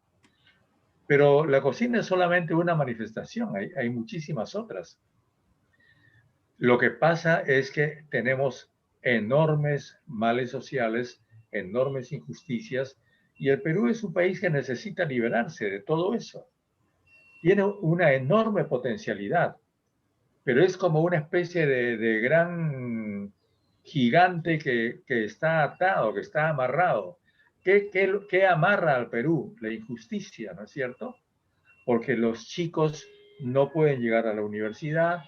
Por ejemplo, hablamos mucho de, con el profesor Castillo se habla mucho de los campesinos y todo lo demás. Pero, ¿por qué no tenemos muchas universidades de ingeniería? ¿Y por qué no tenemos muchas universidades de agricultura? ¿Por qué los chicos, los hijos de los campesinos y los agricultores no tienen una universidad en su departamento? Se da cuenta porque se da cuenta de la enorme potencialidad que tenemos nosotros solamente pensando en eso, ¿no? Ahora, el otro tema es que es evidente que no solamente en el Perú, sino en todo el mundo, ya la vida no va a ser igual. Y lo que a mí me preocupa es que en el Perú no estamos pensando en cambiar de vida. Todo lo que yo observo es que la gente, el gobierno y toda la gente quieren regresar a lo anterior. Creen que la pandemia va a pasar, pero eso no va a pasar.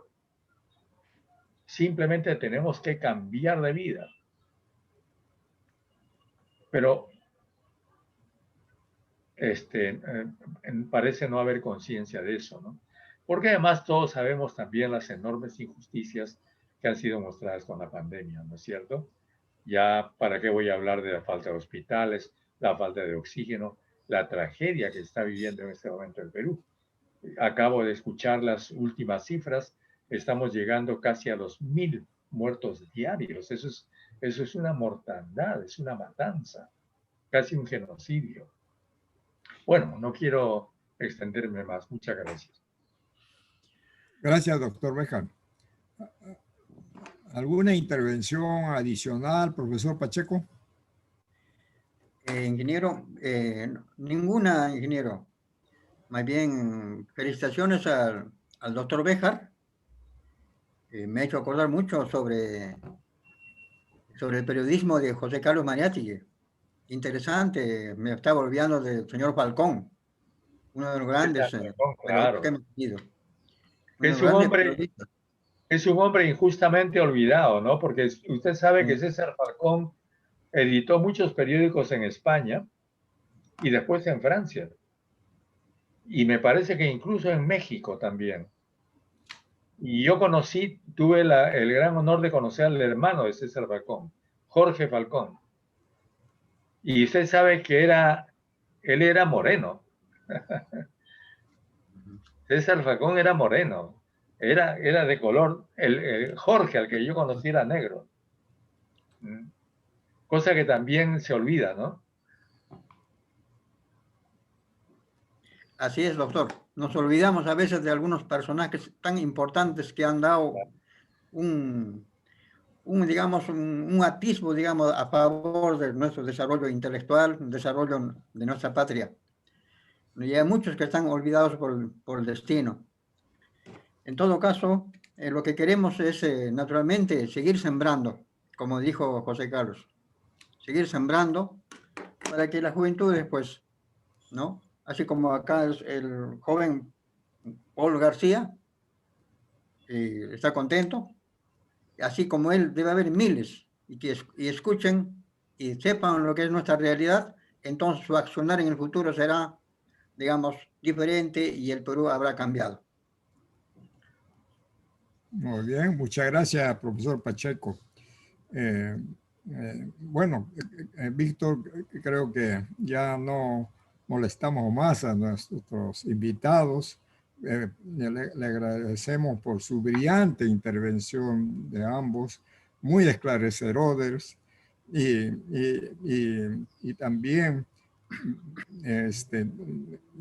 que en este esclarecimiento nos hacen ver que el Perú tiene futuro, a pesar de las grandes dificultades por las que estamos atravesando. Y como dice el doctor Béjar, ya no hay retorno al pasado prepandemia. Tenemos que adecuarnos a esta nueva realidad y en particular tenemos que desarrollar una ingeniería en base a esta nueva realidad para desarrollar proyectos de ingeniería infraestructural en beneficio de los pueblos del Perú. Es decir, desarrollar una ingeniería nacional que hasta ahora no lo tenemos, sino quedan rezagos de la ingeniería prehispánica. Y entonces tenemos la gran tarea de recuperar nuestra verdadera ingeniería prehispánica y desarrollar la ingeniería moderna nacional al servicio de los pueblos del Perú que están abandonados. Agradezco mucho nuevamente al doctor Béjar y al profesor Pacheco y a los alumnos que han escuchado muy atentamente, y que, Víctor, te agradeceré esta charla, hacerlo público para que toda la comunidad universitaria de la UNI lo escuche y lo asimile. Espero eso, Víctor. No sé si tienes algunas últimas palabras, Víctor, pero nuevamente agradezco al doctor Béjar y al profesor Pacheco, de quienes pareciera que estamos abusando de su bondad, pero necesitamos gente preparada para hacerle llegar ideas interesantes a nuestros alumnos. Solo así sembraremos jóvenes capaces que puedan transformar a nuestro país. Muchas gracias. Sí, muchas gracias al profesor Marino Pacheco, al doctor Héctor Béjar. Gracias, estudiantes. Efectivamente, esta sesión ha sido grabada y será subida a YouTube. Le vamos a proporcionar los enlaces. Siempre nosotros hacemos eso. Bueno, ahora las clases son privadas, pero por el día de hoy la hemos hecho en otro sistema donde tenemos la posibilidad de recoger los archivos, subirlos al YouTube y difundirlos. Gracias nuevamente, caballeros. Esta es la tercera oportunidad que conozco que ustedes están apoyándonos bajo este medio virtual por el cual estamos viviendo. Estamos avanzando siempre, adaptándonos, y como dice el doctor Béjar, ya no pensemos hacia atrás. Yo les puedo comentar que justo la semana pasada tuve mi primera clase de prospectiva de política gubernamental. Y el profesor decía pues que no hay que mirar atrás como el espejo retrovisor de un auto, sino mirar al parabrisas hacia adelante, que es una cosa más fácil de llevar y con mayores éxitos. Entonces, miremos hacia adelante, no miremos, como dice el doctor Béjar, que vamos a regresar antes de lo que éramos la pandemia. Es un nuevo mundo el que vamos a vivir y que estamos viviendo, y que pues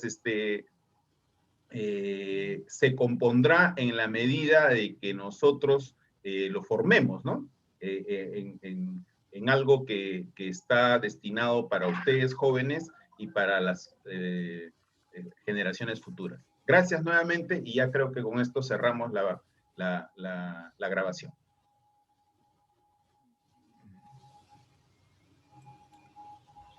Gracias, gracias, muy amable. Muchas gracias, doctor Béjar, muchas gracias, Marino. Adiós, gracias a todos. Muchas gracias. Hasta luego. Muchas gracias. Adiós, Muchas adiós. gracias, ingeniero. Doctores, muchas gracias por la atención. participación. Gracias.